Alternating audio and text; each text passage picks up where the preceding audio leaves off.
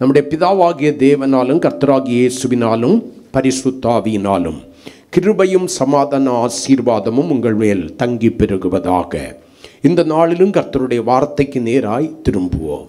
கலைந்து போகும் வேஷம் என்கிற தலைப்பில் கர்த்தருடைய வார்த்தையை நம்ம தியானிக்க போகிறோம். அல்லேலூயா. கலைந்து போகும் வேஷம். ரோமருக்கு எழுதின நிருபம் 12ஆம் அதிகாரம் 2வது வசனத்தை வாசிக்கலாம். நீங்கள் இந்த பிரபஞ்சத்திற்கு ஒத்த வேஷம் தெரியாமல் தேவனுடைய நன்மையும் பிரியமும் பரிபூரணமான சித்தம் இன்னதென்று பகுத்தறியத்தக்கதாக உங்கள் மனம் புதிதாகிறதுனாலே மறுரூபமாகுங்கள். ஒரு முறை கூட நான் உங்களுக்காய் வாசிக்கிறேன். நீங்கள் இந்த பிரபஞ்சத்திற்கு ஒத்த வேஷம் தெரியாமல் தேவனுடைய நன்மையும் பிரியமும் பரிபூரணமான சித்தம் இன்னதென்று பகுத்தறியத்தக்கதாக உங்கள் மனம் புதிதாகிறதுனாலே மறுரூபமாகுங்கள். முதலாவது 1ஆம் வசனத்தில் புத்தி உள்ள ஆராதனை செய்வதற்கு நம்முடைய சரீரங்களை பரிசுத்தமும் தேவனுக்கு பிரியமான ஜீவ பலியாய் ஒப்பு கொடுக்க வேண்டும் என்று தேவனுடைய இரக்கங்களை முன்னிட்டு தேவனுடைய சபையாகிய நமக்கு கர்த்தருடைய வார்த்தையை தெரிவித்ததான கர்த்தருடைய ஆவியானவர் 2வது வசனத்திலே நமக்கு சொல்கிறார், நம்முடைய மனம் புதிதாக வேண்டுமாம். அல்லேலூயா. எதற்காக மனம் புதிதாக வேண்டும்? மறுரூபமாவதற்கு நம்முடைய மனம் என்ன பண்ணணும்? புதிதாக வேண்டும். அல்லேலூயா. நம்முடைய ஆத்துமா மண்ணோடு கூட ஒட்டி கொண்டிருக்கிறது என்று சொல்லி தாவீது சொல்லுகிறார். அல்லேலூயா. ஆகையினாலே மண்ணோடு கூட ஒட்டி கொண்டிருக்கிறதான என்னுடைய ஆத்துமாவிலே ஒரு புதிதாக்கப்படுதல் உருவாக வேண்டும். ஆமென். அல்லேலூயா. அந்த புதிதாக்கப்படுதல் உருவாகவிட்டால் நான் மறுரூபத்திற்கு தகுதி உள்ளவர்களாய் நம்ம மாற முடியாது. அருமையான தேவனுடைய பிள்ளை, இந்த இடத்துல நீங்க வாசித்து பார்க்க வேண்டிய ஒரு காரியம் உண்டு. நீங்கள் இப்பிரபஞ்சத்திற்கு ஏற்ற வேஷம் தரிக்கிறவர்களாயிருந்தால் நீங்கள் ஒருபோதும் என்ன பண்ண முடியாது? மறுரூபம் அடைய முடியாது. நீங்கள் பிரபஞ்சத்திற்கு ஏற்றதான வேஷம் தரிக்கிறவர்களாயிருந்தால் ஒருபோதும் உங்களுடைய மனம் என்ன பண்ணாது?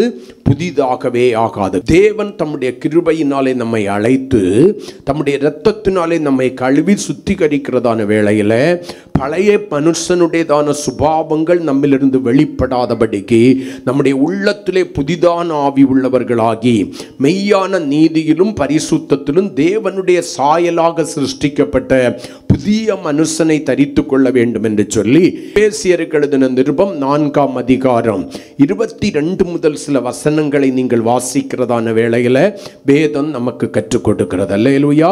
அந்தபடியே நீங்கள் முந்தின நடக்கைக்குரிய மோசம் போக்கும் இச்சைகளினாலே கெட்டு போகிற பழைய மனுஷனை களைந்து போட்டு, யாரை பார்த்து சொல்கிறார்? இயேசுவின் இரத்தத்தினாலே மீட்கப்பட்டு தேவ சபையிலே சேர்க்கப்பட்ட தேவனுடைய சபையாராகிய தேவனுடைய பிள்ளைகளை பார்த்து பவுல் சொல்லுகிறார். ஆமென் சொல்லுங்களேன். பரிசுத்த ஆவியானவர் சபையோடு கூட பேசுகிறார் பவுலை கொண்டாமே. அந்தபடி நீங்கள் முந்தின நடக்கைக்குரிய மோசம் போக்கும் இச்சைகளினாலே, அதாவது நீங்கள் ரட்சிக்கப்படுவதற்கு முன்னால் இருந்ததான மோசம் போக்கும் இச்சைகள், வஞ்சிக்கப்படுவதற்கு ஏதுவான இச்சைகளினாலே கெட்டு போகிற உங்களுடைய பழைய மனுஷனுடைய சுபாவங்களை, அல்லேலூயா, மாம்சத்தின் சிந்தையும் கிரியையிலும் நீங்கள் வாழ்ந்த போது நடந்த அந்த சுபாவங்களை விட்டுவிட்டு, அல்லேலூயா, வேதம் சொல்கிறது உங்களுடைய உள்ளத்திலே புதிதான ஆவி உள்ளவர்களாகி மெய்யான நீதியிலும் பரிசுத்தத்திலும் தேவனுடைய சாயலாக சிருஷ்டிக்கப்பட்ட புதிய மனுஷனை தரித்து கொள்ளுங்கள் என்று வேதம் சொல்கிறது.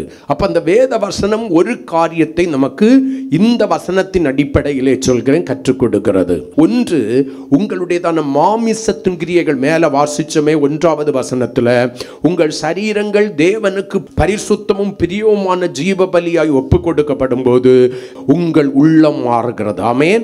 அப்ப உங்க சரீரம் ஒப்பு கொடுக்கப்படாதது வரையிலும் உங்களுடைய சரீரம் தேவன் வாசம் பண்ணுவதற்கு உகந்த ஆலயமாய் மாறப்படாதது வரையிலும், கர்த்தர் விரும்புகிற பரிசுத்தமும் தேவனுக்கு பிரியமான காரியம் உடையதாய் உங்களுடைய சரீரமாக்கிய ஆலயம் மாறாதது வரையிலும் உங்களுடைய உள்ளத்திலே மாறுதல் வரப்போவதில்லை. ஆமென் சொல்லுங்களேன். வெளிப்புறத்தில் நம்ம மாற்ற வேண்டிய சில காரியங்களை மாற்றினால்தான் அது உள்புறத்திலே மாறி நம்முடைய மனதை புதிதாக்கி மறுரூபத்திற்கு நம்மை தகுதிப்படுத்துகிறது. அப்ப அந்த மறுரூபத்திற்கு நான் தகுதிப்படணும்னா என்ன செய்ய வேண்டுமா? இப்பிரபஞ்சத்திற்கொத்த வேஷம் தரிக்க கூடாது. பிரபஞ்சம் என்பது எதை குறிக்கிறது? உலகத்தை குறிக்கிறது. அல்லேலூயா. உலகத்திற்கேற்ற வேஷம் தேவனுடைய பிள்ளைகளுடைய வாழ்க்கையில இருக்கவே கூடாது. ஆமென். ரட்சிக்கப்படாதவர்களை பார்க்கும்போது அவர்களுக்கு ஏற்றபடி, உங்களுடைய உறவுகளை பார்க்கும்போது அவர்களுக்கு ஏற்றபடி, உங்களுடைய நண்பர் கூட்டங்களை, தோழிகளின் கூட்டத்தை பார்க்கும்போது அவர்களுக்கு ஏற்றபடி, நீங்கள் வேலை செய்கிற இடத்துல, நீங்கள் படிக்கிற இடத்துல, நீங்கள் வசிக்கிற இடத்துல, உங்களுடைய குடும்பத்தாரின் நடுவில் நீங்கள் வேஷம் தரித்து கொண்டு வாழக்கூடாது. ஆமென் சொல்லுங்களேன்.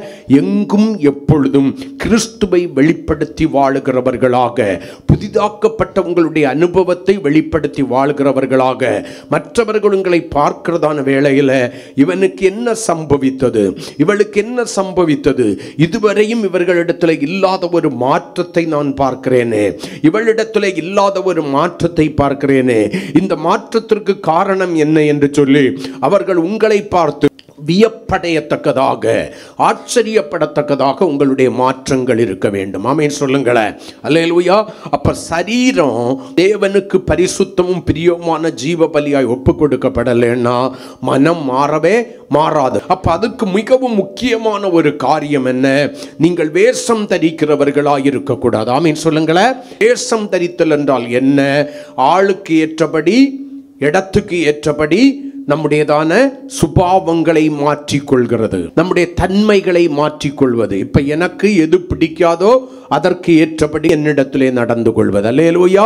இன்னொருவரிடத்துல போய் அவர்களுக்கு என்ன பிடிக்காதோ அவர்களுக்கு ஏற்றபடி நடந்து கொள்வது. மொத்தத்தில் முழுவதும் எதுவாயிருக்கிறது? வேஷமாயிருக்கிறது. வார்த்தை வேஷமாயிருக்கிறது, நினைவுகள் வேஷமாயிருக்கிறது, கிரியைகள் வேஷமாயிருக்கிறது. அருமையான தேவனுடைய பிள்ளையே, நீங்களும் நானும் வேஷம் தரிக்கிறவர்களாய் அல்ல. அல்லேலூயா.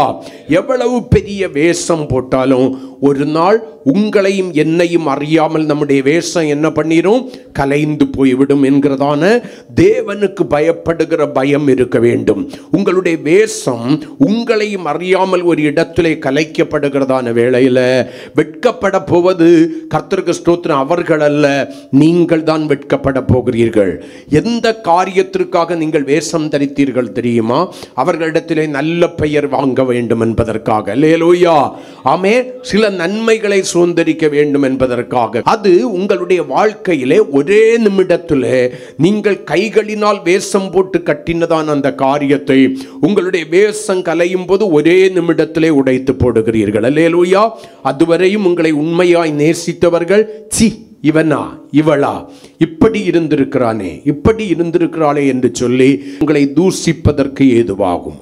நீங்கள் உண்மையாய் இருந்து பாருங்கள். தூசிக்கிறவர்கள் தூசிக்கட்டும். அல்லேலூயா. அப்ப தேவனுடைய பிள்ளைகள் எப்பொழுதும் எப்படி வாழணும்? உண்மை உள்ளவர்களாய் வாழணும். உங்க வார்த்தை எல்லா வேளைகளிலும் நல்லொழுக்கம் நிறைந்ததாய் எல்லா இடத்துலையும் ஒன்று போல இருக்கணும். ஆமென் சொல்லுங்களேன்.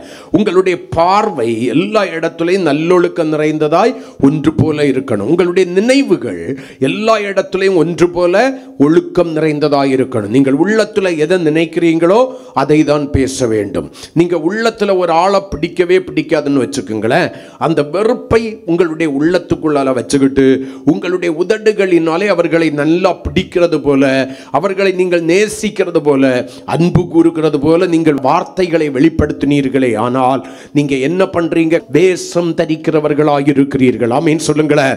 1 கொரிந்தியர் 7ஆம் அதிகாரம் நீங்கள் 31வது வசனத்தை நீங்கள் வாசித்து பாருங்கள்.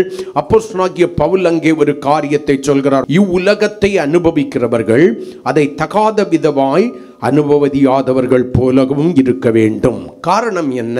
இவ்வுலகத்தின் வேஷம், இப்பிரபஞ்சத்தின் வேஷம் கடந்து போகிறதே. வேஷம் கடந்து போகிறது. அந்த வேஷம் ஒரு நாள் கலைந்து போகும். தேவனுடைய பிள்ளையே, நீங்க எவ்வளவுதான் ஞானமா மூடி மறைத்து மறைத்து மறைத்து ரொம்ப ஞானமாய் நடந்து கொண்டாலும், நான் மறுபடியும் உங்களுக்கு அந்த வார்த்தையை ஆழமா சொல்றேன், உங்களையும் அறியாம ஒரு நாளைக்கு உங்களுடைய வேஷம் கலைந்து போகும். ஆமேன்னு சொல்லுங்களேன். ஆமே. கொரோனா வந்தது, சிலருக்கு நல்லதா போயிடுச்சு. குறிப்பா யாருக்கு நல்லதா போச்சுன்னா, இந்த கடன் பட்டவர்களுக்கு நல்லதா போச்சு. இந்த மாஸ்கை தூக்கி இப்படி போட்டுட்டு போனா எளிதாக இவர்கள் என்று கண்டுபிடிக்க முடியாத அளவிற்கு மாறிவிட்டது. இதே போலதான் நம்முடைய வாழ்க்கையில வேஷமாகிய முகமூடியை தரித்து இருக்கிறோம். நம்முடைய உள்ளான அனுபவம் வேறு, நாம் வெளிப்படையாக வெளிப்படுத்துகிற ஒரு சுபாவம் வேறு. உள்ளாக நம்ம வாழுகிற வாழ்க்கை வேறு, வெளிப்படையாக நாம் வெளிப்படுத்துகிற ஒரு சுபாவம் வேறு. அப்படி தேவனுடைய பிள்ளைகள் இருக்கக்கூடாது. அந்த வேஷம் ஒரு நாள் என்ன பண்ணுமா? கடந்து போகும் என்று எழுதப்பட்டிருக்கிறது. நீங்கள் எந்த உலகத்தையும் உலகத்தாரையும் பிரியப்படுத்தும்படி வேஷம் தரிக்கிறீர்களோ, அவர்களே உங்களை இகழும்படியாக, அவர்களுக்கு முன்பாக நீங்கள் வெட்கப்பட்டு போகும்படியாக, அவர்களுக்கு முன்பாக நீங்கள் துக்கம் அடையும்படியான ஒரு காரியத்தை தேவன் செய்து விடுவார். நீங்கள் எவ்வளவுதான் சேஃப்டியா முகமூடிய போட்டிருந்தாலும் அது எப்ப உங்களிலிருந்து கலந்து போகும்னு தெரியவே செய்யாது. நீங்க கலரவே கலராது. நான் ரொம்ப ஸ்ட்ராங்கா முகமூடி போட்டிருக்கிறேன், ரொம்ப ஞானமாய் நடந்து கொள்கிறேன் என்று சொல்லி எந்த அளவிற்கு ஞானமாய் நடக்கிறேன் என்று பெருமை பாராட்டி கொண்டிருக்கிறீர்களோ, அந்த அளவிற்கு உங்களையும் அறியாமல் அந்த முகமூடி ஆகிய வேஷம் கலைந்து போக ஆரம்பிக்கும். ஆமென். நீங்கள் யார் என்பது எல்லாருக்கும் அடையாளம் கண்டுவிடும். எல்லாருக்கும் முன்னாலே நீங்க வெட்கம் அடைந்து விடுவீர்கள். வேதத்தில் வேஷம் தரித்த சிலர் இருக்கிறார்கள். முதலாவது இந்த வேஷம் தரித்தது யார் தெரியுமா? சவுல். 1 சாமுவேலின் புஸ்தகம் 28ஆம் அதிகாரம் 8வது வசனத்தை ஒருவர் வாசிங்க. அப்பொழுது சவுல் வேஷம் மாறி வேறு வஸ்திரம், ராஜ வஸ்திரத்தை கலற்றி வைத்துவிட்டு வேறு வஸ்திரம் தரித்து கொண்டு, அவனும் அவனோடு கூட 2 பேரும் ராத்திரியிலே அந்த ஸ்திரீனிடத்தில் போய் சேர்ந்தார்கள். அவளை அவன் நோக்கி, அதாவது சவுல் நோக்கி, நீ அஞ்சனம் பார்த்து எனக்கு குறி சொல்லி, நான் உன்னிடத்தில் யாரை சொல்லுகிறேனோ அவனை நீ என்ன பண்ணணும்? எழும்பி வரச் செய். நான் உன்னிடத்தில் சொல்லுகிறவனை எழும்பி வரச் செய் என்றான். கர்த்தருக்கு ஸ்தோத்திரம். அல்லேலூயா. அந்த வசனத்தினுடைய ஆரம்பத்தை பாருங்க. சவுல் என்ன பண்ணனா? வேஷம் மாறி போகிறான். யாருகிட்ட போகிறான்? ஒரு அஞ்சனம் பார்த்து குறி சொல்லுகிறதான ஒரு ஸ்திரீயினிடத்துல, மரித்த ஆவிகளை கொண்டு குறி சொல்லுகிற ஒரு ஸ்திரீயினிடத்துல போகிறான். ஏன் வேஷம் மாறி போகிறான்? வேதத்தை நீங்க நன்றாய் வாசிக்கும் போது தெரியும். கொஞ்ச நாளைக்கு முன்னால இவன் குறி சொல்கிறவர்களை, அஞ்சனம் பார்க்கிறவர்கள் என்ன பண்ணிட்டான்?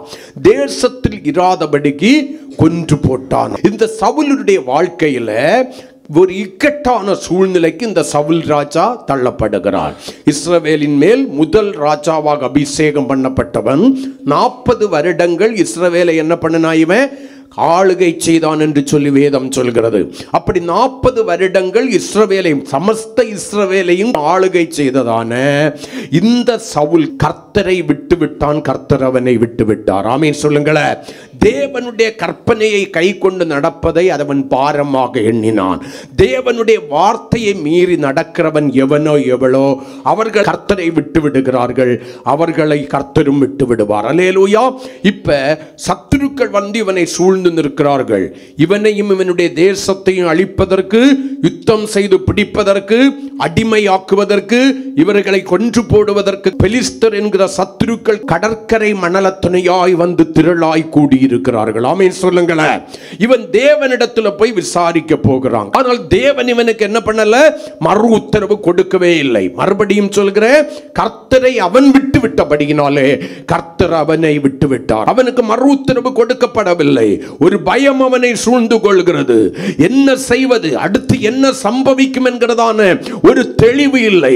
தேவனுடைய வார்த்தை இல்லை. ஒரு சொப்பனத்தினாலே என்ன இல்லை, ஒரு உத்தரவு வரவில்லை. ஒரு தரிசனத்தினாலே ஒரு உத்தரவு வரவில்லை. ஒரு தேவனுடையதான தீர்க்கதரிசியினுடைய வாயிலிருந்து புறப்படுகிறதான தீர்க்க தரிசன வாயினாலே அவனுக்கு உத்தரவு வரவில்லை. என்ன செய்ய வேண்டும் என்று தெரியவில்லை. இந்த இடுக்கமான சூழ்நிலையை நான் கடந்து செல்வதற்கு என்ன செய்ய வேண்டும் என்று தெரியவில்லை. தன்னை சுற்றிலும் ஒரு நெருக்கமான சூழ்நிலைக்குள்ளாய் தள்ளப்பட்டிருக்கிறார். ஒத்தாசைகள் எல்லாம் நின்று போய் விட்டது. இப்ப இவனுக்கு என்ன சம்பவிக்கும் என்று சொல்லுவதற்கு ஒரு ஆள் தேவை. ஆமென். சத்தமா சொல்லுங்களேன். யோசித்து பார்க்கிறான். கர்த்தருக்கு ஸ்தோத்திரம். எந்த அஞ்சனம் பார்க்கிறவர்களையும் குறி சொல்லுகிறவர்களையும் அவன் அழித்து போட்டானோ அந்த அஞ்சனம் பார்க்கிறவர்களையும் குறி சொல்லுகிறவர்களையும் தேடுகிறான். சவுல் என்ன பண்ணி இருக்கணும்? ஆண்டவரே, நான் உம்மை விட்டுவிட்டேன், நீரும் என்னை விட்டுவிட்டீர். இப்பொழுது நான் இக்கட்டில் கொடிய இடுக்கண்ணிலே அகப்பட்டிருக்கிறேன், என்னிடத்திற்கு திரும்பி வாரும் என்று சொல்லி தன்னுடைய குறைகளை உணர்ந்து தேவனுடைய முகத்தை தேடி இருக்க வேண்டும். அதற்கு சவுலுக்கு என்ன இல்லை? மனம் இல்லை. நம்முடைய வாழ்க்கையெல்லாம் அப்படிதான். அநேக வேளையில நம்ம கூப்பிடும் போதெல்லாம் கர்த்தர் மறு உத்தரவு கொடுக்க வேண்டும். நம்ம கேட்கிறதையெல்லாம் கர்த்தர் செய்ய வேண்டும். ஆனால் நாம் கர்த்தரை விட்டு என்ன பண்ணியிருப்போம்? தூரமாய் விலகி போயிருப்போம். கர்த்தரும் நம்மை விட்டு விலகி போயிருப்பார். இக்கட்டு வருகிறதான வேளையிலே கர்த்தரை நோக்கி நம்ம என்ன பண்ணுவோம்? கூப்பிட ஆரம்பிப்போம். கர்த்தர் கேளாதவர் போல் மௌனமாயிருப்பார். அல்லேலூயா. நம்ம இப்ப என்ன பண்ணுவோம் தெரியுமா? எது கர்த்தருக்கு அருவருப்பானதோ, எது கர்த்தர் விரும்பாததோ துன்மார்க்கனுடைய ஆலோசனையில் நடக்க ஆரம்பிச்சிருவான். அல்லேலூயா. இப்ப இவன் எந்த அஞ்சனம் பார்க்கிறவர்களையும் குறி சொல்கிறவர்களையும் கொன்று குவித்தானோ அவர்களை தேடுகிறான். ஒரு தகவல் வருகிறது, இந்த இடத்துல ஒரு ஸ்திரீ இருக்கிறாள். அந்த ஸ்திரீயை பார்ப்பதற்கு ராஜ வஸ்திரத்தை மாற்றிவிட்டு, தன்னுடைய அபிஷேகத்தை மறைத்துவிட்டு, தன்னுடைய அதிகாரத்தை மறைத்துவிட்டு வேறு வஸ்திரம் தரித்து வேஷம் தரித்து செல்கிறான். ஆமென். வேஷம் மாறி போகிறான். இப்ப சவுல்னு சொல்லி என்ன பண்ணிடக்கூடாது? அடையாளம் கண்டுடக்கூடாது. நம்ம பிள்ளைகளுக்கு ஸ்கூல்ல காலேஜ்ல எல்லாம் என்ன நடக்கும்? மாறுவேட போட்டி நடக்கும். அல்லேலூயா. சில பிள்ளைகளை பார்க்கறதுக்கு காமெடியா இருக்கும். ஒரு ஸ்டிக்கர் போட்டு எடுத்து இதுல ஒட்டிக்கிட்டு மாறுவேட போட்டியுமாங்க. கண்ட உடனே புரிஞ்சிடும். மாறுவேடன்னா என்னது? யார் பார்த்தாலும் என்னை யாருன்னு அடையாளம் காணக்கூடாது. நான் யாருன்னு என் தகப்பனுக்கு, என் தகப்பன் அந்த இடத்துல வந்து இருந்தா கூட நானாக்கும் அவருடைய பையன் அவருக்கு என்ன பண்ணிடக்கூடாது? அடையாளம் தெரிந்து விடக்கூடாது. அதுதான் மாறுவேட போட்டி. இப்ப சவுல் பார்க்கிறான், என்ன அவள் அடையாளம் கண்டுவிடக்கூடாது. நான் இஸ்ரவேலின் ராஜா என்று அவளுக்கு தெரியக்கூடாது. நான் சவுல்னு அவளுக்கு தெரியக்கூடாது. வேஷம் மாறி போகிறான். வேஷம் மாறி போய் ரெண்டு பேரையும் கூட கூட்டிட்டு போறான். ராத்திரியில அந்த ஸ்திரீயின் இடத்துல என்ன பண்றாங்க? வந்து சேர்ந்தார்கள். அவளை அவன் நோக்கி, நீ அஞ்சனம் பார்த்து எனக்கு குறி சொல்லி நான் உன்னிடத்தில் சொல்லுகிறவனை எழும்பி வரச் செய் என்று சொல்கிறார். அல்லேலூயா. அதற்கு அந்த ஸ்திரீ சொல்றா, ஐயா, சவுல் அஞ்சனம் பார்க்கிறவர்களையும் குறி சொல்கிறவர்களையும் தேசத்தில் இராதபடிக்கு நிர்மூலமாக்கின செய்தியை நீர் அறிவீரே. என்னை கொன்று போடும்படி நீர் என் பிராணனுக்கு கண்ணி வைக்கிறது என்ன கேட்கிறார். அல்லேலூயா.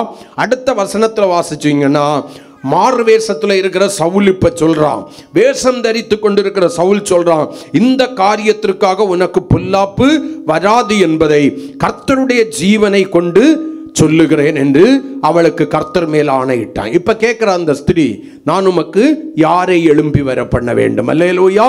என்றதற்கு அவன் சாமுவேலை எழும்பி வர பண்ண வேண்டும். அல்லேலூயா. இதுவரைக்கும் சவுல் யாருன்னு சொல்லி யாருக்கு தெரியல? அஞ்சனம் பார்க்கிற குறி செல்கிற அந்த ஸ்திரீக்கு தெரியல. இதுவரைக்கும் யாரோ ஒருவன் என்று நினைத்து கொண்டிருக்கிறார். இப்ப சாமுவேலை எழும்பி வர பண்ணணும்னு சொன்ன உடனே அவளுக்கு புரியல. இதுல இன்னொரு காரியத்தை நான் உங்களுக்கு சொல்றேன், அதை நீங்க புரிஞ்சுக்கணும். எழும்பி வந்தது சாமுவேல் என்று சொல்லி வாதிடுகிறவர்கள் ஒரு கூட்டம் உண்டு. ஆனால் பெருங்கூட்ட தேவ பிள்ளைகள் அதை ஒத்துக்கொள்ளாது. ஏன்னா மரித்து போன ஒரு பரிசுத்தவானுடைய ஆவியை ஒரு மாந்திரீகவாதியினாலே எழுப்பி கொண்டு வர முடியாது. அல்லேலூயா. சாமுவேல் மரித்து போன ஒரு பரிசுத்தவானுடைய ஆவி, அவர் இளைப்பாற வேண்டிய இடத்திலே இளைப்பாறிக் கொண்டிருக்கிறார். அல்லேலூயா. இரண்டு, அது சாமுவேல் என்று சிலர் சொன்னாலும் ஒத்துக்கொள்ள முடியாததற்கு காரணம் என்ன? சவுல் தேவனை விட்டு விலகி துன்மார்க்கமாய் வாழ்ந்து கர்த்தருடைய ஆவியானவரை இழந்து பாவியாக நின்று கொண்டிருக்கிறான். ஆமென் சொல்லுங்களேன். அவன் மரணத்திற்கு தேவனாலே விட்டு கொடுக்கப்பட்டு விட்டான். கர்த்தர் அவனுடைய வம்சத்தை கருவறுத்து போட வேண்டும் என்று முடிவர் செய்து விட்டார். அப்படி எழும்பி வந்தது சாமுவேலே. ஆனால் சாமுவேலு சொல்ற, நாளைக்கு நீயும் உன்னுடைய குமாரனும் என்னோடு கூட இருப்பீர்கள். நான் கேட்கிறேன், ஒரு துன்மார்க்கன், தேவனை விட்டு விலகினவன், கர்த்தருடைய கற்பனையை உதாசீனப்படுத்தி தேவன் விரும்பாத பாவங்களை செய்து தேவனை துக்கப்படுத்தி அழிவுக்கென்று நியமிக்கப்பட்ட ஒருவன் எப்படி ஒரு பரிசுத்தவானோடு கூட போய் இருக்க முடியும்? அப்ப வேதம் பொய்யாயிரும். ஒன்று ஞாபகத்தில் வச்சுக்குங்க, ஒரு பரிசுத்தவானுடைய ஆவியை ஒரு மந்திரீகவாதியினாலே எழுப்பி கொண்டு வர முடியாது. ஆமே. இரண்டாவது ஞாபகத்தில் வச்சுக்குங்க, ஒரு துன்மார்க்கமாய் மரிக்கிற ஒரு மனிதன் ஒரு பரிசுத்தவானோடு கூட இளைப்பாறுதலுக்குள்ளாய் பிரவேசிக்க முடியாது. அல்லேலூயா, அல்லேலூயா. அப்ப இது யாருன்னு கேட்டீங்கன்னா, அவள் தன்னுடைய மந்திர வித்தையினாலே யாரோ ஒரு மனிதனை எழுப்புகிறாள். அல்லேலூயா. ஏதோ ஒரு ஆவியை எழுப்புகிறாள். இப்ப ஒரு ஆவி ஒன்று எழும்பி வருகிறது. இப்ப அவ சொல்றாள், நல்லா கவனிங்க, நல்லா கவனிங்க. அந்த வசனத்தை நீங்க பாத்தீங்கன்னா, அந்த ஸ்திரீ சாமுவேலை கண்ட மாத்திரத்தில் மகா சத்தமாய் கூப்பிட்டு சவுலை நோக்கி வேஷம் கலையுது. இப்பதான் வேஷம் கலையுது. சவுல் இன்னமே என்ன நினைச்சுக்கிட்டு இருக்கான்? இன்னும் அவள் என்னை அடையாளம் கண்டுகொள்ளவில்லை. இன்னும் அவள் என்ன பண்ணல? அடையாளம் கண்டுகொள்ளவில்லை. என்னுடைய வேஷம் சரியாக கிரியை செய்கிறது. இவனுக்கு ஒரு பெரிய சந்தோஷம், இன்னும் கண்டுபிடிக்கலன்னு. ஆனால் சாமுவேல் என்கிற பெயரில் அவளால் எழுப்பப்பட்ட ஆவி வந்தவுடனே அவள் சொல்கிறார், நீர்தான் சவுலாச்சுதே. ஆமே. ஏன் என்னை மோசம் போக்கினீர்? ஏன் என்னை ஏமாற்றினீர்? சவுலுடைய வேஷம் கலைந்து போகிறது. இதை நான் எதுக்கு தெரியுமா சொல்றேன்? நீ எவ்வளவு சேப்டியாய் வேஷம் தரித்தாலும் சரி, எவ்வளவு விலை உயர்ந்த முகத்திரையை போட்டு உன்னை மறைத்து கொண்டாலும் சரி, உன்னுடைய உள்ளான சுபாவங்களை மறைத்துவிட்டு கோபத்தையும் வெறுப்பையும் எரிச்சலையும் கசப்பையும் உனக்குள்ளாய் வைத்துவிட்டு அன்பு கூறுகிறவனை போல அன்பு கூறுகிறவளை போல உன்னை நீ அடையாளம் காட்டி கொண்டாலும் சரி, உன்னை அறியாமல் தேவனுடைய பிள்ளையே, நீ அணிந்திருக்கிற வேஷம் மாறி இருக்கிறதான முகத்திரை அல்லது அந்த முகம் மூடி ஒரு நாளிலே நீ அறியாத வேளையிலே, சவுல் அறியாத வேளையிலே அஞ்சனம் பார்க்கிற ஸ்திரீ அவளை அடையாளம் கண்டு கொண்டதை போல நீ எதிர்பாராத வேளையில நீ யாருக்கு முன்னால வேஷம் தரித்துக் கொண்டிருக்கிறாயோ அவர்களுக்கு முன்பாக வெட்கம் அடையத்தக்கதாக உன்னுடைய வேஷம் கலைந்து போகும். நீ பெரிய பரிசுத்தவானை போல வேஷம் தரிக்கலாம். நீ பெரிய பரிசுத்தவாட்டியை போல வேஷம் தரிக்கலாம். நீ பெரிய விசுவாசம் உள்ளவனை போல விசுவாசம் உள்ளவளை போல வேஷம் தரிக்கலாம். நீ தெய்வ பயம் உள்ளவனை போல தெய்வ பயம் உள்ளவளை போல வேஷம் தரிக்கலாம். நீ கர்த்தருக்கு பயந்து நடக்கிறவனை போல அவருடைய வார்த்தையை விட்டு வலது பக்கம் இடது பக்கம் சாயாமல் அந்த வார்த்தையை கை கொண்டு நடக்கிறவனை போல நடக்கிறவளை போல நீ உன்னை அடையாளம் காட்டிக் கொள்ளலாம். மற்றவர்களுக்கு முன்பாக மற்றவர்களும் உன்னை மெச்சிக் கொள்ளலாம். ஆகா, இந்த சகோதரனை பாருங்கள், இந்த சகோதரியை பாருங்கள், இந்த வாலிபனை பாருங்கள், இந்த கன்னிகைகளை பாருங்கள், எவ்வளவு தெய்வ பயம் உள்ளவர்களாக இருக்கிறார்கள், எவ்வளவு பரிசுத்தத்தை வாஞ்சிக்கிறவர்களாக இருக்கிறார்கள், அவருடையதான நாமத்தின் மேல் எவ்வளவு விசுவாசம் உள்ளவர்களாக இருக்கிறார்கள், அவருடைய வார்த்தையை கை கொண்டு நடப்பதற்கு வாஞ்சை உடையவர்களாக இருக்கிறார்கள் என்று சொல்லி உன்னை மெச்சிக் கொள்ளலாம். உனக்கு ஒரு நல்ல பெயரை நீ உருவாக்கி வைக்கலாம். நன்றாய் ஜெபிக்கிற சகோதரன், நன்றாய் ஜெபிக்கிற சகோதரி, கர்த்தருக்கு பயப்படுகிற மனுஷன் மனுஷி என்றெல்லாம், நல்ல தாழ்மை உள்ள சுபாவம் உடையவன் உடையவள் என்றெல்லாம் உனக்கு ஒரு முத்திரை வைத்திருக்கலாம். என்னை கேட்கிற எனக்கு பிரியமான தேவனுடைய பிள்ளையே, இதை நீ அநேக நாட்கள் காத்துக்கொள்ள முடியாது. வேஷம் கலைந்து போகும். அதனாலதான் வேதம் சொல்கிறது, வேஷம் தரிச்சிடாத. நீ எப்படி ஒரிஜினலா இருக்கிறியோ அப்படியே இரு. அதுதான் உனக்கு நல்லது, எனக்கு நல்லது. மனசுக்குள்ளால இருக்கிற கோபத்தையும் எரிச்சலையும் கசப்பையும் வைராக்கியத்தையும் எல்லாம் அடக்கி வைத்துவிட்டு அன்புள்ளவனை போல அன்புள்ளவளை போல உன்னை அடையாளம் காட்டிடாத வெட்கம் அடைந்து விடுவாய். விசுவாசமே இல்லாம விசுவாசம் உள்ளவனை போல உள்ளவளை போல அடையாளம் காட்டிராத. கீழ்ப்படிதலே இல்லாம கீழ்ப்படிக்கிறவனை போல கீழ்ப்படிதல் உள்ளவளை போல அடையாளம் காட்டிக் கொள்ளாதே. தெய்வ பயமே இல்லாம தேவனுக்கு பயப்படுகிற பயம் உள்ளவனை போல உள்ளவளை போல அடையாளம் காட்டிக் கொள்ளாதே. ஏமாந்து போய்விடுவாய். நீதான் வெட்கப்பட போகிறாய். உனக்காக வேற யாரும் வெட்கப்பட போக முடியாது. ஆமீன் சொல்லுங்களேன். ஹல்லேலூயா, ஹல்லேலூயா, ஹல்லேலூயா. குயிலும் காக்காவும் ஒன்று போல இருக்கும். கருங்குயில், குயிலில் 2 குயில் உண்டு. ஒன்று முத்து குயில், கிரே கலரில், அந்த மேலே எல்லாம் வெள்ளை வெள்ளை புள்ளியாக இருக்கும், முத்து குயில். நான் சொல்கிறது கருப்பு குயில். பார்க்குறதுக்கு காக்கா போலே இருக்கும், ஆனால் சின்ன உருவமாக இருக்கும். இந்த குயில் அழகாக பாடும். பாடும் மீன்ஸ் நல்லா கூவும். குயில் கூவும். அது கூவுறது எப்படி இருக்கும்? கேட்குறதுக்கு பாட்டு போல இருக்கும். இந்த காக்கா கரைஞ்சிச்சுன்னா அது கேட்கறதுக்கு சகிக்கவே சகிக்காது. இந்த காக்காவுக்கு ஒரு ஆசை, நம்மவும் எப்படியாவது என்ன பண்ணணும்?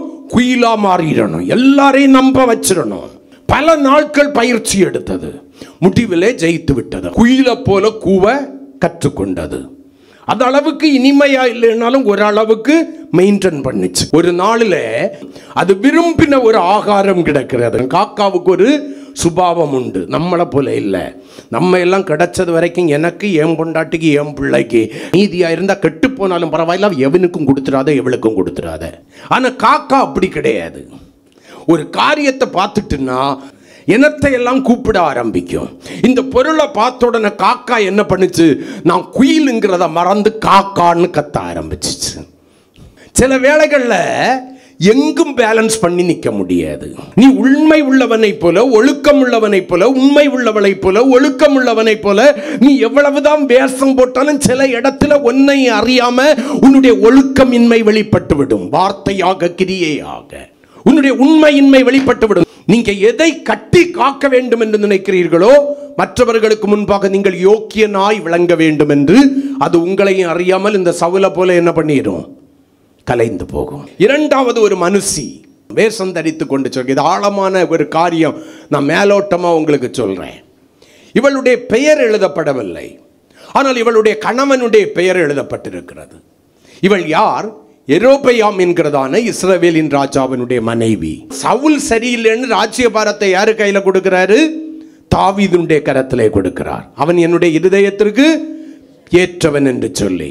இப்ப தாவீது உண்மையும் உத்தமமான வழியில தான் நடக்கிறான். வேதம் சொல்கிறது, உரியாவின் சங்கதி ஒன்று தவிர எல்லாவற்றிலும் தேவனுக்கு முன்பாக அவன் நேர்த்தியாய் நடந்து கொண்டான். ஆமென் சொல்லுங்களேன். அல்லேலூயா. உண்மை உள்ளவனாய், ஒழுக்கம் உள்ளவனாய், கற்பனைகளை கை கொள்கிறவனாய் நடந்து கொண்டான். ஆகையினால கர்த்தர் அவனுக்கு வாக்கு பண்ணி இருந்தார், தாவீதே, உன்னுடைய சிங்காசனத்தில் ஒரு விளக்கு இருக்கும், அது அணைந்து போக விட மாட்டேன். அதாவது உன்னுடைய சன்னதி தொடர்ந்து இஸ்ரவேலை ஆளுகை செய்து கொண்டிருக்கும். இப்ப தாவீதுக்கு பிறவைக்கு சாலமோன் என்ன பண்றான்? ராஜாவாக மாறுகிறான். அவன் என்ன பண்றான்? கொஞ்சம் காலம் தேவனுக்கு பயந்து கிருபையினாலே ஆளுகை செய்து கொண்டிருக்கிறான். முதலாவது தவறான ஐக்கியம் உருவாகிறது. எகிப்தின் ராஜாவாகிய பார்வோனுடைய குமாரத்தை என்ன பண்றான்? விவாகம் பண்ணி கொள்கிறான். அதோடு கூட சில விக்கிரகங்களை கொண்டு வந்து தேசத்தை என்ன பண்ண ஆரம்பிக்கிறான்? தீட்டுப்படுத்த ஆரம்பிக்கிறான். நீங்கள் 2 நாளாகமத்தில் வாசிக்கும் போது அழகாக எழுதப்பட்டிருக்கும், அவன் என்னென்ன தெய்வங்களை கொண்டு வந்து தேசத்தை தீட்டுப்படுத்தினான் என்று சொல்லி வேதம் தெளிவாய் எழுதப்பட்டிருக்கிறது. இப்ப தேவன் அவனை எச்சரிக்கிறார், நீ போகிற வழி சரியில்லை. தேவன் எடுத்த உடனே யாரையும் அடிச்சு கொண்டுட மாட்டார், தருணங்கள் கொடுக்கிறார், எச்சரிக்கிறார், வான் பண்றாரு. ஒரு போதகர் ஒரு வாலிபனிடத்துல சொல்றாரு, தம்பி, உன்னை குறித்து எனக்கு ரொம்ப துக்கமாக இருக்கிறது, உன்னிமித்தம் என்னுடைய இருதயம் அதிக துக்கம் அடைந்து கொண்டிருக்கிறது, ஏதோ ஒன்று சம்பவிக்க போகிறது, அதை கர்த்தர் எனக்கு மறைக்கிறாருப்பா, நீ ஒன்று பண்ணு, கொஞ்சம் ஞானமாயிரு, தேவ சமூகத்திலே உன்னை தாழ்த்து கர்த்தருக்கு ஸ்தோத்திரம், தேவனுக்கு முன்பாக உன்னை செவ்வைப்படுத்திக்கொள் என்று. அந்த வாலிபன் அந்த போதகரை பார்த்து சொல்றான், அதெல்லாம் ஒன்றும் கிடையாது பாஸ்டர், இது உங்க இருதயத்துக்கு நினைவு. நீங்க ஒரு ஆளை குறித்து ரொம்ப யோசிச்சீங்கன்னா அது ஒரு நினைவா உங்களுக்குள்ளால வரும். நீங்க என்ன குறித்து ரொம்ப யோசிச்சுட்டீங்க பாருங்க, அதனால ஏதோ ஒன்று நடக்க போறது போல உங்க இருதயம் துக்கம் அடைந்திருக்கிறது, மற்றபடி ஒண்ணுமே கிடையாது. இது எல்லாருக்குள்ளாலையும் வரும், எனக்குள்ளாலையும் வரும் என்று சொல்லி அந்த போதகரை மட்டுப்படுத்தி விட்டான். அவருடைய இருதயம் அதை பார்க்கலும் துக்கம் அடைய ஆரம்பித்தது. கர்த்தருடைய சமூகத்திலே ஓயாமல் கண்ணீர் விட ஆரம்பித்தார். ஆண்டவரே, இந்த துக்கம் துக்கமாயிருந்து விடக்கூடாது என்று. அவருக்கு தெரியும் தேவனுடைய வார்த்தை பொய் அல்ல என்று. இது இருதயத்தின் நினைவல்ல என்று சொல்லி தெரியும். நம்முடைய வாழ்க்கையில் அநேக பேருடைய வாழ்க்கையில் இப்படிதான். தேவன் எச்சரிக்கிறதான வேளையிலே, தேவன் கடிந்து கொள்கிறதான வேளையிலே அந்த வார்த்தைக்கு முன்பாக நம்மை தாழ்த்தி சீர்படுத்தி தேவனுடைய சமூகத்தில் நம்மை ஒப்பரவாக்கி அவருக்கு உகந்தவர்களாய் மாறுவதற்கு பதிலாக அவருடைய வார்த்தைக்கு விரோதமாக நம்முடைய சுய நீதிக்கு இடம் கொடுத்து என்ன பண்ணிடுறோம்? இருதயத்தை கடினப்படுத்திக் கொள்கிறோம். நடக்கக்கூடாதவைகள் நடக்கிறது. கடைசியில் பேர் யாரு தெரியுமா? பாஸ்டரும் சரி கிடையாது, சபையும் சரி கிடையாது. ஆண்டவர் அவனுக்கு தருணம் கொடுத்தார். அவர் கைவிடும்படியாக நீ நடந்து கொண்டாய். அவர் உன்னை எச்சரித்து பார்த்தார். அவர் உன்னை கடிந்து கொள்ளுவென்று பார்த்தார். அவருடைய வழிகளிலே நீ நடக்கிறதா இல்லை. நீ மாறுபாடான வழிகளில் நடந்தார். கர்த்தர் கைவிட்டு விட்டார். கர்த்தர் கைவிட்ட பிறகு எந்த போதகனாலையும் ஒன்றும் செய்ய முடியாது, எந்த சபையினாலையும் ஒன்றும் செய்ய முடியாது. அல்லேலூயா. உனக்காக பரிந்து பேசுகிறதான அந்த ஜெபம், எல்லாரும் சொல்லுவாங்க வானத்தில் போவாதுன்னு, நான் சொல்றேன் இந்த கூரைக்கு மேலேயே போவாது. ஜபிக்கிற அந்த நினைவையே கர்த்தர் எடுத்து போடுவார். அந்த பாரத்தை எடுத்து போடுவார். உங்களுக்கு கொடுக்கப்படுகிற தருணங்களை எல்லாம் நீங்கள் அசட்டை செய்யும் போது, தேவனுடைய வார்த்தைக்கு முன்பாக நீங்கள் தாழ்மைப்படாத போது, தேவனுக்கு பயப்படுகிற பயத்தினால் உங்களுடைய இருதயத்தை நிரப்பாத போது ஆண்டவர் என்ன பண்ணிட்டார் தெரியுமா? தாவீதுக்கு கொடுத்த உடன்படிக்கையை மீற ஆரம்பித்தார். இப்ப என்ன பண்றார்? தேசத்தை இரண்டாக பங்கிடுகிறார். அதுல சாலமோனுக்கு ஒரு பங்கு, ஒரு கோத்திரம். 10 கோத்திரம் யாருக்கு கொடுக்கிறாரு? யெரொபெயாம் என்கிற சாலமோனுடைய ஊழியக்காரனாக இருந்தவன். அகியா என்கிற தீர்க்கதரிசியினாலே முன்குறிக்கப்பட்டு ராஜாவா என்று சொல்லி அழைப்பு பெற்றவன். அவனுடைய கரத்துல கொடுக்கிறார். ஆண்டவர் என்ன நினைச்சார் தெரியுமா? அந்த சாலமோனை பார்க்கலும், சாலமோனுடைய குமாரனாகிய ரெகோபெயாமை பார்க்கலும், இந்த யெரொபெயாம் எனக்கு பிரியமாய் நடப்பான். அவன் என்ன பண்ணிட்டான்? ஒரு கன்றுக்குட்டி உருவாக்கி வைத்து, இஸ்ரவேலரே நீங்கள் எருசலேமுக்கு போறது கஷ்டமா இருக்கு, இங்கே பணிந்து கொள்ளுங்கள். அவன் உள்ளுக்குள்ள கடந்த நாட்களில் சுய கிரியை குறித்து நான் சொல்லும் போது உங்களுக்கு சொன்னேன். அவனை குறித்து என்ன பண்ணிட்டான் தெரியுமா? ஆண்டவர் கொடுத்த ஆசீர்வாதத்தை ஆண்டவர் காத்துக்கொள்வார் என்பதற்கு பதிலாக, ஆண்டவரை நம்புவதற்கு பதிலாக தான் சுயமாய் அதை காத்துக்கொள்ள வேண்டும் என்று முயற்சிக்கிறான். இவங்க எல்லாம் எருசலேமுக்கு போனா சாலமோனுடைய குமாரனுடைய பட்சத்தில் திரும்பி என்னை கொன்று போடுவார்கள் என்று பயந்து கற்பனையை மீறுகிறான். தேவ கோபாக்கினை அவன் மேல் வர ஆரம்பிக்கிறது. கடைசியில என்ன பண்றாரு? அவனுடைய பிள்ளையை கர்த்தர் அடிக்கிறார். பிள்ளை வியாதிப்பட்டு மரணத்திற்கு ஏதுவாக இருக்கிறது. ராஜான்னா சொல்ல வேண்டாம், எத்தனையோ வைத்தியர்கள் சூழ்ந்து நிற்பார்கள். பார்க்காத மருத்துவம் கிடையாது. பிள்ளை சாகவும் மாட்டேங்குது, உயிரோடையும் எழும்ப மாட்டேங்குது. இவனுக்கு இப்போ ஒரு தோணல் வருகிறது. தன்னுடைய மனைவியை அழைக்கிறான். இங்க வா, கொஞ்சம் நீ ஒன்று பண்ணு. நான் இஸ்ரவேலின் மேல் ராஜாவாவேன் என்று சொல்லி எனக்கு தீர்க்க தரிசனம் சொன்ன அகியா என்கிற தீர்க்க தரிசி இருக்கிறான். நீ அவனிடத்துல போ. பிள்ளைக்கு என்ன சம்பவிக்கும் என்பதை அவன் உனக்கு தெளிவாய் சொல்வான். நீ போகும்போது ஒரு கண்டிஷன், நீ என்ன பண்ணிடக்கூடாது? ராஜாவாகிய யெரொபெயாமுடைய மனைவி என்று உன்னை காட்டிக்கொள்ளக்கூடாது. ராஜாவாகிய என்னுடைய மனைவி என்று காட்டிக்கொள்ளாதே. வேஷம் மாறி அந்நிய ஸ்திரீயாக உன்னை காட்டிக்கொள். இவளும் போறா. போறதுக்கு முன்னாலே கர்த்தர் சொன்னாரு, அகியா கிட்ட போய் சொல்றாரு. அவனுக்கு இப்ப கண்ணு எல்லாம் தெரியாது. யெரொபெயாமை அபிஷேகிக்கும் போது அவனுக்கு கண்ணு தெரியும். இவளும் கர்த்தருக்கு ஸ்தோத்திரம், ராஜஸ்திரியாக தன்னை காமிக்காம, யெரொபெயாமுடைய மனைவியாக காமிக்காம அந்நிய ஸ்திரீயாக வேஷம் மாறி போகிறா. கர்த்தர் அகியா கிட்ட தெரியற சொல்றாரு, அவனுடைய மனக்கண்கள் இன்னும் பிரகாசமாய் உள்ளதாக தான் இருக்கிறது, மாம்ச கண்கள் தான் குருடாகி இருக்கிறது. அப்பா, யெரொபெயாமுடைய மனைவி உங்ககிட்ட வருவா. அவ வேஷம் மாறி அந்நிய ஸ்திரீயாக காண்பித்து கொண்டு வருவா. நீ என்ன பண்ணணும் தெரியுமா? நடக்க போகிற துக்க செய்தியை அவளுக்கு சொல்லிடு. அவளுடைய குமாரன் உயிரோடு கூட இருக்க போவதில்லை, செத்து போவாங்க, அதை அவளுக்கு சொல்லிடு. இவ வாசல்ல வந்து கால் வைக்கிற சத்தம் அவருக்கு கேட்ட உடனே மறுபடியும் சொல்றேன், கண்ணு தான் குருடு, பார்வை இழந்து போயிருக்கிற, மனக்கண்கள் பிரகாசமா இருக்கிறது. கரங்களை கொட்டி ஆமே. யெரொபெயாமின் மனைவியே வா, நீ உன்னை அந்நிய ஸ்திரீயாக காண்பிக்கிற காரியம் என்ன? அல்லேலூயா. உனக்கு துக்க செய்தியை அறிவிக்கும்படி நான் என்ன பண்ணினேன்? அனுப்பப்பட்டேன். 1 ராஜாக்களின் புஸ்தகம் 14ஆம் அதிகாரம் 2-3 வசனங்களில் இந்த செய்தியை வாசிக்கலாம். அவள் வேஷமாறி போகிறதை. இப்ப 6வது வசனத்துக்கு நீங்க வந்துட்டீங்கன்னா, அகியாவுக்கு முன்பாக அவளுடைய வேஷம் கலைந்து போய் கூனி குறுகி நிற்கிறதை பார்க்கிறோம். அல்லேலூயா. அந்த அகியாவினுடைய வார்த்தையின்படி அவள் திரும்பி தன்னுடைய வீட்டுக்குள்ளால வரும் முன்னால என்ன பண்ணிட்டான்? அவளுடைய குமாரன் மரித்து போனான். ஆண்டவர் அதுக்கு ஒரு காரணம் சொல்றாரு. உன் குடும்பத்துல நல்ல பிள்ளையா இருந்தது, தேவனுக்கு பயப்படுகிறதா இருந்தது இவன் ஒருதன் தான். ஆகையினாலே எரேபியாமுக்கும் அவனுடைய சன்னதிகளுக்கும் இருக்கிற நியாய தீர்ப்போடு கூட அவன் அழிந்து போகாதபடி அவன் ஒருதன் தான் யெரொபெயாமினுடைய குடும்பத்தில் என்ன பண்ணுவான்? மரித்து கல்லறைகளுக்கு உட்படுவான், கரங்களை கொட்டி. ஆமென். நல்லா கவனிங்க, ரொம்ப சேஃப்டியா போறா. ராஜாவின் மனைவி என்று தெரிந்து விடக்கூடாது என்று. ஆனால் வேஷம் கலைந்து போய்விட்டது. அருமையான தேவனுடைய பிள்ளையே, மற்றவர்களை பிரியப்படுத்துவதற்காக உலகத்திற்கு ஒத்த வேஷம் தரிக்காதிருங்கள். கர்த்தருக்கு ஸ்தோத்திரம். ஊழியக்காரனை பிரியப்படுத்துவதற்காக உலகத்திற்கு ஒத்த வேஷம் தரிக்காதிருங்கள். நீங்கள் கணவனை பிரியப்படுத்துவதற்காக வேஷம் தரிக்காதிருங்கள். மனைவியை பிரியப்படுத்துவதற்காக வேஷம் தரிக்காதிருங்கள். பிள்ளைகளை பிரியப்படுத்துவதற்காக வேஷம் தரிக்காதிருங்கள். பெற்றோரை பிரியப்படுத்துவதற்காக வேஷம் தரிக்காதிருங்கள். வேஷம் கலைந்து போகும். அது கலைகிறதான வேலையை உங்களுக்கு தெரியாது. அருமையான தேவனுடைய பிள்ளையே, ஒரு காரியத்தை தெளிவாய் புரிந்து கொள்ளுங்கள். நீங்க எவ்வளவு ஞானமாக சில காரியங்களை கை கொண்டு இன்னும் யாருக்கிட்டையும் மாற்றலேன்னு நினைச்சாலும், நீ வேலை பார்க்குற இடத்துல, குடும்ப வாழ்க்கையில், சபைக்குள்ளால, கர்த்தருக்கு ஸ்தோத்திரம், நீ படிக்கிற இடத்துல, உறவுகளின் நடுவில் இன்னும் யாருக்கிட்டே மாற்றலை, என் திறமையினால ஞானத்தினால நான் காக்கப்பட்டு கொண்டிருக்கிறேன்னு நினைச்சாலும் உன்னையும் அறியாமல் ஒரு நாள் உன்னுடைய வேஷம் கலைந்து போகும். சவுலுனுடைய வேஷம் கலைந்ததை போல எரேபியாமினுடைய மனைவியினுடைய வேஷம் அகியாவுக்கு முன்பாக கலைந்ததை போல கலைந்து போகும். தேவனுடைய பிள்ளையே, ஜாக்கிரதையாயிருங்கள், ஜாக்கிரதையாயிருங்கள். வேஷம் கலைந்து போகும். மூன்றாவது ஒரு நபரை நான் உங்களுக்கு சொல்லுகிறேன். வேஷம் தரித்த ஒரு மனிதனை 1 ராஜாக்கள் 22:30 வாசிக்கிறதான வேளையில ஆகாப் என்கிறதான இஸ்ரவேலின் ராஜாவை குறித்து பார்க்கிறோம். வாசிக்கலாம்.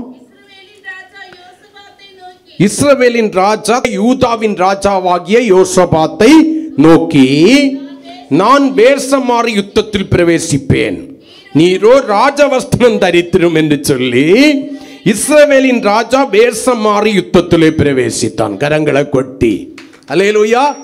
இவன் வேஷம் மாறி போறதுக்கு என்ன தெரியுமா காரணம்? மீகாயா என்கிறதான கர்த்தருடைய வார்த்தையை சொல்கிற கர்த்தருடைய தீர்க்கதரிசி.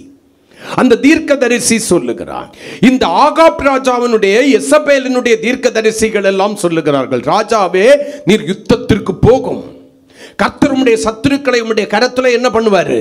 ஒப்பு கொடுப்பார், நீர் ஜெயமாய் திரும்பி வருவீர் என்று சொல்லி தீர்க்க தரிசனம் சொல்லுகிறார்கள். ஆனால் கர்த்தருடைய தீர்க்கதரிசியாகிய மீகாயா இந்த ஆகாப்பினாலே வெறுத்து புறக்கணிக்கப்பட்டவனை யோசபாத் அழைக்கும்படி சொல்லுகிறான். இவன் யூதாவின் ராஜா. அந்த ராஜா அழைக்கும்படி சொல்கிறான். இப்பொழுது மீகாயாவை அழைக்க போனவன் சொல்றான், ஐயா, எல்லாருடைய வார்த்தையும் ராஜாவுக்கு உகந்ததாக இருக்கிறது, நீ அப்படியே சொல்லு. மீகாயா சொல்றான், கர்த்தர் எனக்கு என்ன சொல்றாரோ அதை தான் சொல்லுவேன். ஆமீன் சொல்லுங்களேன். இப்ப மீகாயா, ராஜாவே நீர் போவோம், தேவன் உம்முடைய சத்துருக்களை உம்முடைய நான் நீ உண்மையை சொல்ல வேண்டும் என்று எத்தனை முறை உனக்கு கட்டளையிட வேண்டும். இப்ப சொல்றான், இஸ்ரவேலர் எல்லாம் மலையிலே மேய்ப்பன் இல்லாத ஆடுகளை போல சிலர்களை கண்டே, நீ உயிரோட வரமாட்ட, நீ வெட்டுண்டு செத்து போயிருவ, கர்த்தர் எனக்கு காண்பித்தார் என்று சொல்லி அவனுடைய தீர்க்கதரிசிகளுக்கு தீர்க்க தரிசனம் எங்கிருந்து வந்ததாம்? தேவனுடைய சமூகத்திலிருந்து அவன் சத்துருக்களுடைய கரத்திலே போய் விழும்படிக்கு தேவனால் அனுப்பப்பட்ட பொல்லாத ஆவியினாலே அவர்கள் தீர்க்க தரிசனம் சொன்னார்கள் என்பதை சொன்ன போது கூட மீகாயாவை பிடித்து சிறையில வச்சு இடுக்கத்தின் அப்பத்தையும் தண்ணீரையும் கொடுக்கிறான். இப்ப கர்த்தருடைய வார்த்தை எனக்குள்ளால நிறைவேறிடக்கூடாது, நம்ம ஞானமா போகணும், வந்து மீகாயாவை கொன்னுடணும். கர்த்தருடைய வார்த்தை எனக்கு உள்ளால நிறைவேறக்கூடாது. என்னுடைய தீர்க்கதரிசிகள் சொல்லி இருக்கிறாங்க, அந்த வார்த்தை நிறைவேறணும். யூதாவின் ராஜாவாகிய யோசபாத்தை பார்த்து சொல்றான், நான் வேஷம் மாறி வாரேன், நான் ராஜாவாய் வரமாட்டேன், ஒரு சாதாரண யுத்த வீரனாக நான் வருவேன் வேஷம் மாறி. நீ ராஜவஸ்திரம் செத்தா நீ சாவ. ஆனா இவனுக்கு என்ன? கர்த்தருடைய வார்த்தை அவமாக்கணும். அவன் மீகாயா சொன்னது பொய்ன்னு சொல்லி நிறைவேறையில நம்ம கர்த்தருடைய வார்த்தை நிறைவேறிடக்கூடாது, நிறைவேறினாலும் நிறைவேறினதை போல அடையாளம் காட்டிடக்கூடாதுன்னு சொல்லிக்கிட்டு மேனேஜ் பண்ணி எல்லாம் வாழுவோம், மேனேஜ் பண்ணி எல்லாம் வாழுவோம். யுத்த களத்துக்குள்ளால போயாச்சு. வேஷம் எப்படி கலைகிறது பாருங்கள். யுத்த களத்துக்குள்ளால போயாச்சு. கர்த்தருக்கு ஸ்தோத்திரம். இப்ப சத்துருக்களின் ராஜா சொல்லி இருக்காரு, நீங்க வேற யாருகிட்டையும் என்ன பண்ணிடக்கூடாது, யுத்தம் பண்ணிடக்கூடாது. ராஜா ஒருவனுக்கு விரோதமாய் நீங்கள் யுத்தம் பண்ணணும். யோசபாத்தை பார்த்த உடனே இவன் தான் இஸ்ரவேலின் ராஜா என்று சொல்லிக்கிட்டு அவனுக்கு விரோதமாய், ஐயோ நான் ராஜா இல்ல, நான் யூதாவின் ராஜா, நான் ஆகாப்பு கிடையாது, நான் யோசபாத்தாகும், என்ன விட்டுருங்கப்பா, அந்த ஆளுதான் ராஜ வஸ்திரம் தரிச்சுட்டு வா, நான் வேஷம் மாறி வரேன்னு சொன்னா அவனுக்கு வார்த்தையை கேட்டு வந்துட்டு என்ன விட்டுருங்க. இப்ப எல்லாவனுக்கும் தெரிஞ்சிச்சு இவன் இஸ்ரவேலின் ராஜா கிடையாது. வேதத்தை வாசிச்சிங்கன்னா அழகா இருக்கும், ரொம்ப அழகா இருக்கும் அந்த சம்பவம். கர்த்தருக்கு ஸ்தோத்திரம். 32 முதல் 34 வரையிலான வசனங்களை நீங்க வாசிச்சு பார்த்தீங்கன்னா, எதிர்பாராத வேளையிலே ஒருவன் அம்பை எடுத்து என்ன பண்றான், ஆகாப்புக்கு நேரா எய்கிறான். இவன் ராஜான்னு அவனுக்கு தெரியாது.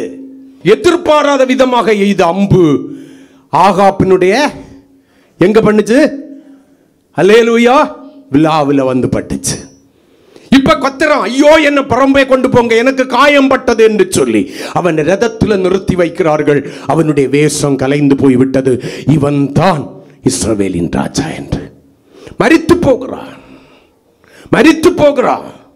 கர்த்தருடைய வார்த்தை நிறைவேறிற்று. அவன் சொன்னான், நான் உயிரோட கூட வந்து இவனை மிகாயாவை கொல்லணும். மிகாயாவை சொன்னா, நீ வந்தாதானே, முதல்ல நீ வாயா உயிரோட. தேவ சொன்னமே, உலகத்திற்கொத்த வேஷம் தரிக்காதிருங்கள்.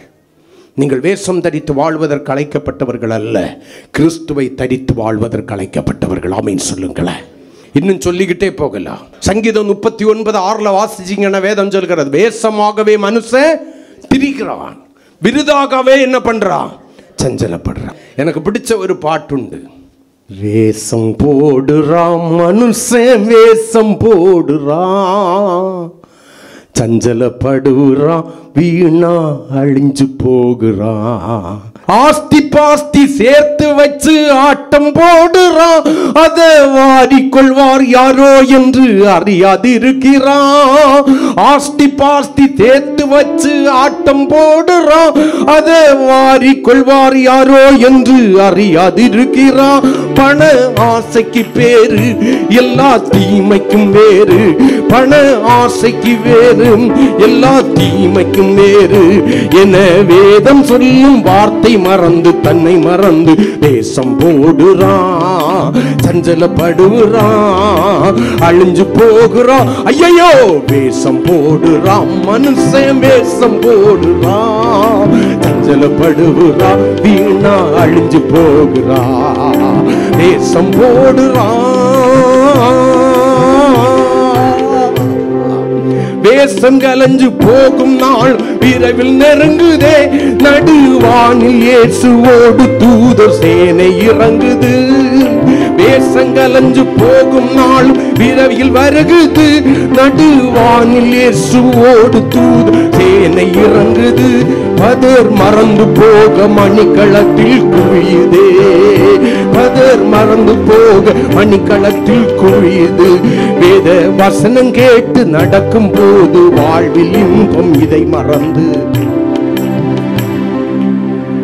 வேஷம் போடுறான், சஞ்சலப்படுறான், அழிஞ்சு போறான்.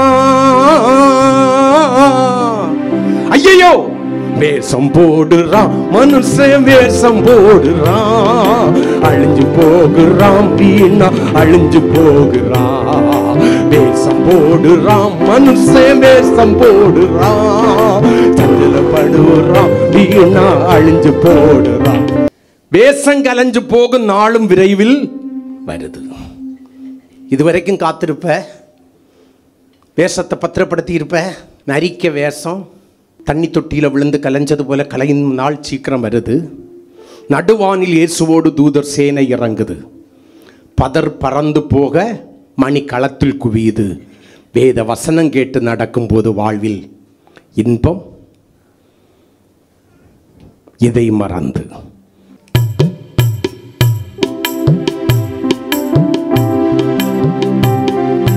வேஷங்கலஞ்சு போகும் நாளும் விரைவில் வருகுது, நடுவானில் இயேசுவோடு தூதர் சேனை இறங்குது. வேஷங்கலஞ்சு போகும் நாளும் விரைவில் வருகுது. நடுவானில் இயேசுவோடு தூதர் சேனை இறங்குது. பதர் பறந்து போகவே மணி களத்தில் குவியுது. பதர் பறந்து போகவே மணி களத்தில் குவியுது. வேத வசனம் கேட்டு நடக்கும் போது வாழ்வில் இன்பம் இதை மறந்து வேஷம் போடுறா, சஞ்சலப்படுறா, அழிஞ்சு போறா. ஐயோ வேஷம் போடுறா, மனுஷன் வேஷம் போடுறா, சஞ்சலப்படுறான், வீணா அழிஞ்சு போடுறா, வேஷம் போடுறா. ஹல்லேலூயா, ஹல்லேலூயா, ஹல்லேலூயா. வேஷம் போட்ட சவுலுடைய வேஷம் அஞ்சனக்காரிக்கு முன்பாக கலைந்து போய்விட்டது. அவள் அடையாளம் காணக்கூடாது என்றுதான் அவன் வேஷம் போட்டான். வேஷம் போட்ட எரேபயாமின் மனைவியினுடைய வேஷம் எந்த அகியாவுக்கு தெரியக்கூடாது என்று நினைத்தாளோ அவனுக்கு முன்பாக கலைந்து போய்விட்டது. வேஷம் போட்ட ஆகாப்பினுடையதான வேஷம் எந்த சத்துருக்களுக்கு தெரியக்கூடாதுன்னு நினைச்சானோ அதே சத்துருக்களுக்கு முன்பாக கலைந்து போய்விட்டது. சவுல் தன் பட்டயத்தை விட்டாட்டு தானே செத்துட்டான். எரோபயாமின் மனைவி வீட்டுக்கு வரும்போது அழுகையின் சப்தம் செவிகளிலே தொனிக்கிறது. எரேபயாமினுடைய வம்சத்தை கர்த்தர் கருவறுத்து விட்டார். எரேபயாம் அவனுடைய வம்சம் ஒரு அடையாள சின்னமாய் இன்றைக்கும் வேதத்திலே வாழ்ந்து கொண்டிருக்கிறது. உயிர் தப்பித்து வர வேண்டும் என்று வேஷம் போட்ட ஆகாபினுடைய வேஷம் முடிவிலே அவனுக்கு மரணத்தை பரிசாய் தந்தது. வேஷமாகவே மனிதன் தெரிகிறான், விருதாகவே சஞ்சலப்படுறான், ஆஸ்தியை சேர்க்கிறான், அதை வாரிக்கொள்வார் யாரோ என்று அறியாதிருக்கிறான்னு சங்கீதம் 39:6 எழுதப்பட்டிருக்கிறது. தேவஜனமே, இந்த காலை வேளையில் இவ்வுலகத்தின் வேஷம் கடந்து போகிறது. நீங்கள் ஒரு சவுலாய் இருக்க வேண்டாம். நீங்கள் ஒரு எரேபயாம் மனைவியுமாய் இருக்க வேண்டாம். நீங்கள் ஒரு ஆகாபாய் இருக்க வேண்டாம். மற்றவர்களே கேடு கெட்டு போனாலும் பரவாயில்லை, நான் வாழ வேண்டும் என்று நினைக்கிற ஆகாபாய் நீங்கள் வேஷம் போடாதிருங்கள். உங்களுடைய வாழ்க்கையை கர்த்தருக்கு ஒப்பு கொடுங்க. இந்த பகல் காலத்தில் கர்த்தர் நம்ம நடுவில் உலாவி கொண்டிருக்கிறார். இந்த உலகத்தின் வேஷம் ஒரு நாள் கடந்து போகும். கண்களை மூட்டுவோம். வேஷம் கலந்து போகும்.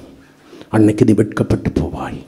பரிதபிக்கப்பட்ட சவுலாய், பரிதபிக்கப்பட்ட எரோபயாமின் மனைவியாய், பரிதபிக்கப்பட்ட ஆகாபாய் மாறி போகக்கூடாது. கர்த்தருடைய கரங்களில் ஒப்பு கொடுங்க. ஆண்டவரே, அன்பா, நான் எந்த காரியத்தில் ஆவிக்குரிய பூமிக்குரிய சரீர பகுதிகளில் வேஷம் தரித்திருந்தாலும் இன்னைக்கு அந்த வேஷத்தை விட்டு நான் உம்மிடத்திற்கு திரும்பிடுறேன். ஆண்டவரே, உண்மையாய் வாழ்வேன். ஆண்டவரே, உண்மை உள்ளவைகள் அவைகளோ, ஒழுக்கம் உள்ளவைகள் அவைகளோ அவைகளை சிந்தித்து கொண்டிருக்கும்படி சொன்னீரே. நான் உண்மையுள்ள மனுஷனாய், பரிபூரண ஆசீர்வாதத்தை பெற்றுக்கொள்வதற்கு தகுதி உள்ளவனாய், உண்மை உள்ள மனுஷியாய், பரிபூரண ஆசீர்வாதத்தை பெற்றுக்கொள்வதற்கு தகுதி உள்ளவளாய் நான் மாறுவேன். ஆண்டவரே, ஆண்டவரே, உமக்கு ஸ்தோத்திரம் அப்பா. ஏசப்பா, உமக்கு ஸ்தோத்திரம் ஆண்டவரே. ஹல்லேலூயா.